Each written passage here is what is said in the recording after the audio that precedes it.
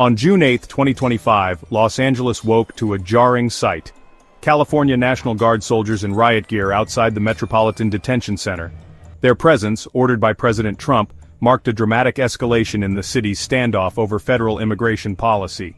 2,000 troops were deployed to support ICE, bypassing state and local leaders, a move that ignited outrage across Los Angeles. The White House cited recent unrest as justification, but city officials called it political theater and an overreach of executive power. For many Angelenos, the military presence evoked memories of past unrest, but this time, the conflict was driven by federal, not local, mandates. The deployment, under Title X, was a direct assertion of federal authority, sidestepping the usual process where local leaders request guard support.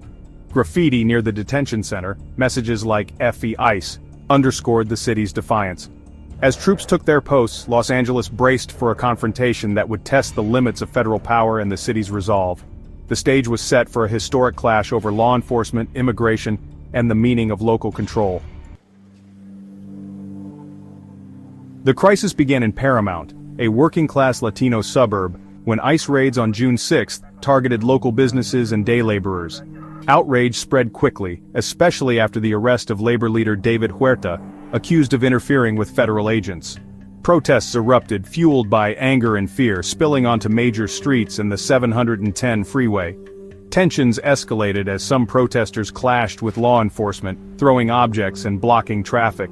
The Trump administration pointed to these confrontations as proof that local authorities were overwhelmed, justifying the military intervention. Critics countered that the aggressive raids provoked the unrest, and that federal escalation was both unnecessary and dangerous.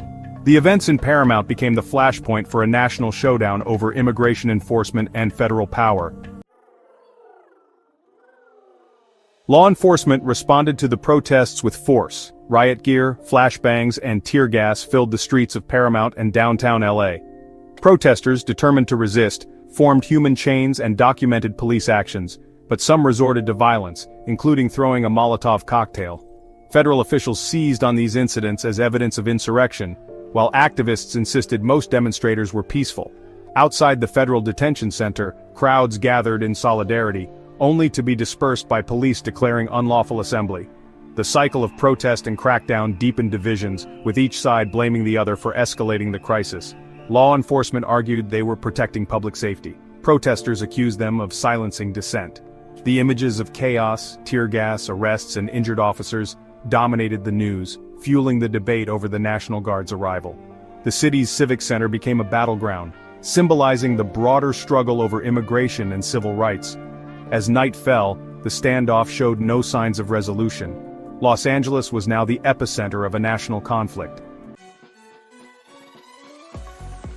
The National Guard's deployment triggered a fierce political backlash.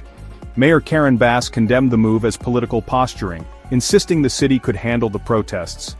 Governor Gavin Newsom accused President Trump of manufacturing a crisis for political gain and urged protesters to remain peaceful. Representative Maxine Waters called the troop presence a dangerous escalation, urging even larger protests.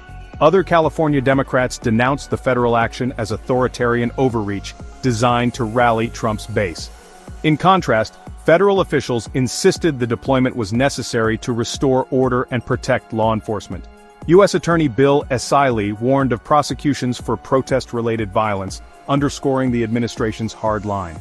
The city's residents found themselves caught in a high-stakes power struggle, with Los Angeles at the center of a national debate.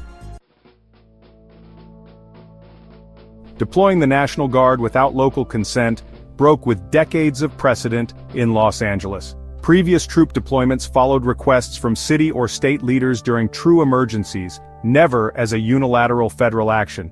Legal experts warned this move stretched presidential authority under Title X, raising urgent questions about the limits of executive power. The courts would soon be asked to decide if the situation justified such extraordinary federal intervention.